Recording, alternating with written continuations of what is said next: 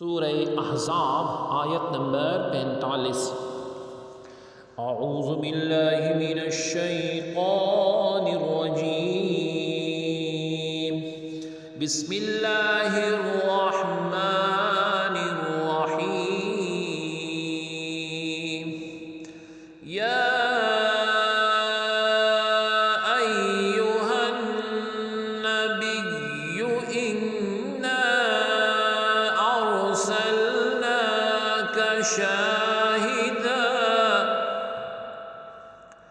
شاہدا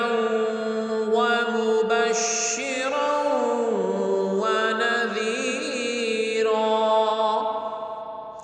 لفظی ترجمہ ہے یا ایو اے النبی،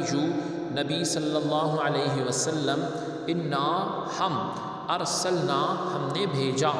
کا آپ کو، شاہدن گواہ، واہ اور مبشرن خوشخبری دیتا، واہ اور نذیرا ڈر سناتا۔ بامحاورہ ترجمہ ہے اے نبی مکرم صلی اللہ علیہ وسلم یعنی محترم، بے شک ہم نے آپ کو حق اور خلق کا مشاہدہ یعنی گواہی دینے والا، اور حسن آخرت کی یعنی جو ہے اللہ رب العزت کے اطاعت کے حکم ماننے والوں کو خوشخبری دینے والا، اور اللہ رب العزت کے عذاب آخرت کا ڈر سنانے والا بنا کر بھیجا ہے۔ آیت کی تفسیر میں فرمایا گیا کہ آیت کے اس حصے میں نبی صلی اللہ علیہ وسلم کی ایک خوبی کو بیان فرمایا گیا کہ اللہ رب العزت نے آپ کو شاہد یعنی گواہی دینے والا بنا کر بھیجا ہے، یعنی گواہی دینے والے کے بارے میں پھر مختلف تفسیر میں ارشاد فرمایا گیا کہ اس کا مطلب وہی بنے گا جو مختلف مفسرین نے بیان فرمایا ہے، کیونکہ گواہ کو بھی اس لیے شاہد کہتے ہیں کہ وہ مشاہدے کے ساتھ جو علم رکھتا ہے اس کو بیان کرتا ہے، یعنی اس کی آنکھوں کے سامنے ہوا ہوتا ہے۔ اور نبی علیہ السلام تمام عالم کی طرف مبعوث فرمائے گئے ہیں، آپ کی رسالت عام ہے، جیسا کہ سورہ فرقان میں ہے۔ اعوذ باللہ من الشیطان الرجیم، بسم اللہ الرحمن الرحیم۔ تبارک الذی نزل الفرقان علی عبدہ لیکون للعالمین نذیرا، یعنی وہ اللہ تعالی عز و جل بڑی برکت والا ہے جس نے اپنے بندوں پر قرآن نازل فرمایا تاکہ وہ تمام جہان والوں کو ڈر سنانے والا جو ہے وہ سنا دے۔ اور سید المرسلین صلی اللہ علیہ وسلم جو ہیں یہ عقیدہ ہیں، یہ مسلمانوں کا آیات میں، احادیث میں، بزرگان دین کے اقوال سے کہ نبی علیہ السلام اپنی امت کا مشاہدہ فرماتے ہیں، اور اس مشاہدے کو آپ نبی علیہ السلام قیامت کے دن جو ہے اس کی گواہی فرمائیں گے۔ حضرت عبداللہ بن عمر رضی اللہ عنہما سے روایت ہے کہ نبی علیہ السلام نے کنز العمال شریف میں یہ روایت ہے کہ ارشاد فرمایا کہ اللہ تعالی عز و جل نے ساری دنیا میرے سامنے کر دی ہے،